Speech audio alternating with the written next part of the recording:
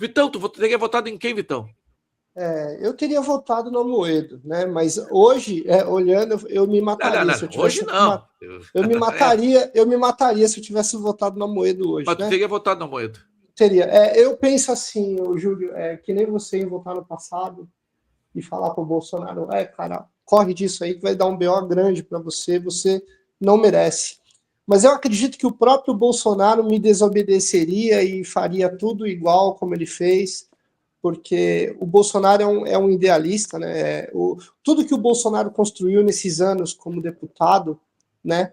Parece que ele culminou naquele momento em que ele discutiu com a Maria do Rosário, e aquele momento culminou de uma grande mudança no Brasil que começou em 2013 com as jornadas de junho. Não sei se vocês lembram que era uma reivindicação em São Paulo por causa do Vale Transporte, né? Por causa de centavos, que acabou acumulando outras pautas e virando amanhã vai ser maior, né? Esse amanhã vai ser maior acabou no impeachment da Dilma, que se não tivesse engajamento popular, talvez não teria acontecido. Viu, Vitor? Culminou, inclusive, na eleição do Jair Bolsonaro, né? Então, eu queria votar no... Se eu não fosse tão egoísta, né? Eu falaria assim, Bolsonaro, não entra nessa não, que você vai se dar mal e você é uma pessoa que não merece isso, né? Não merece. Eu diria o contrário para ele, Vitor. O Brasil não te merece. O Brasil não merece o Bolsonaro. O Brasil não merece o Bolsonaro. E eu acredito que ele me desobedeceria e desobedeceria a todos vocês. Ele faria do mesmo jeito, porque é nitidamente um cara preocupado com o futuro do país. É um dos poucos políticos que nós tivemos. Assim, todo político erra em gestão, todo político erra em discurso, tá? Em todos os políticos do mundo, em todas as gestões legislativas em todo o planeta, você vai ver um grande estadista errando em um ponto ou outro. Churchill errou, Margaret Thatcher errou, e assim, o que o Bolsonaro errou nem se resume ao que ele trouxe de mudança. Ele como símbolo, ele como porta-voz dessa nova geração, dessa nova direita que foi construída de 2013 para cá, né, que ela foi mudando, entrando numa espécie de metamorfose, na qual o brasileiro conseguiu ligar o GPS, né, essa parte, esses 23% dos brasileiros ligou o GPS e falou, opa, eu estou localizado aqui agora,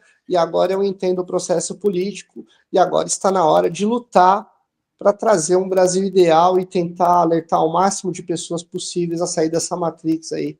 2026 vai ser terrível. Eu preciso chamar os comerciais. 1 minuto para o Cláudio, 1 minuto para o Rafael, para a gente encerrar esse tema e a gente volta com outro na sequência. Claudinho, deixa eu te desmutar aqui, só um pouquinho. Vai lá. Toda hora desmuta. Obviamente, o advento Bolsonaro foi, sim, uma mudança. É óbvio que teve, então, essa mudança, com certeza. Pensando em coisas menos histriônicas e coisas mais factíveis, e pensando em termos de soluções, vendo que o Rafael mora em Santa Catarina também, está aí talvez uma resposta. O Brasil é muito grande. Talvez a gente devesse olhar para a aldeia da gente e ir melhorando a nossa aldeia, né? Para ir, então, tu ir fortalecendo a unidade para tu poder chegar no todo. Talvez um caminho também seja esse. Tu imagina se tu tem Rio Grande do Sul, Santa Catarina e Paraná, que também já está no outro nível, e tu melhorando aqui, tu vai fortalecendo as coisas também. Porque quando tu pensa no todo, o Brasil ele é disparo demais. Né? A gente depende da metade norte, que pensa de um jeito, ou tem problemas, é muito mais sensível economicamente e sujeita, então, né? São pessoas que estão mais frágeis socialmente e acabam sendo sujeitas, né, a intervenções que nos mantém muitas vezes, a gente fica, um está muito ligado ao outro. Então, melhorar talvez a nossa aldeia e todo mundo melhorar a sua aldeia, seja também um caminho, não sei. 1 minuto, Rafael. Está mutado aí. Está mutado, Rafael. Aí, vai lá. Pode falar, Rafael. Alô? Tô te ouvindo, pode falar. 1 minuto. O Vitor fez um resumo bem interessante ali dos últimos fatos, e ao fazer o resumo, desde 2013, dos centavos naquela passagem de ônibus lá, que começou com tudo, a gente vê que eles se prepararam muito lá atrás. Eu já tinha dito, Vitor, a primeira intervenção absurda, totalmente grotesca e inconstitucional do Supremo Tribunal Federal foi exatamente no impeachment da Dilma. Isso faz 10 anos. Vocês vejam que faz 10 anos que o Supremo começou a tomar o poder no Brasil sem nenhuma espécie de imposição de limites. Então, eles se prepararam muito tempo, tiveram muita paciência, não tiveram resistência. Os 4 daqui, e essas boas pessoas que eu falo, e pessoa que quer o bem do país e que não tem esse nível de maldade, sempre dentro das 4 linhas que o Cláudio falou, não se deram conta a tempo do nível de bandidagem, de preparo e de tempo que tiveram para fazer isso. O fatiamento lá do impeachment da Dilma não foi uma coisa ocasional, não teve resultado prático nenhum, mas ali começou o que nós estamos vendo hoje numa escalada autoritária, agressivamente autoritária e sem nenhum limite. Vamos ao intervalo comercial. Na volta eu quero falar sobre você sobre o Lula, porque para mim existem dois grandes líderes, gosto ou não gosto, 2 grandes líderes políticos no Brasil do regime militar para cá. É o Lula, em uma descendência, e o Bolsonaro, que mostrou que está rígido. Ele está sem falar há 6 meses. Ele está incomunicável há 6 meses. Ele não pode publicar, ele não pode aparecer uma foto dele.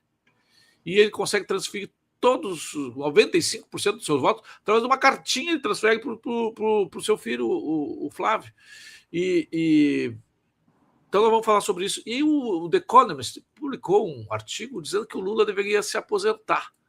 Que o Lula já deu para o Lula, né? Vamos falar sobre isso na volta.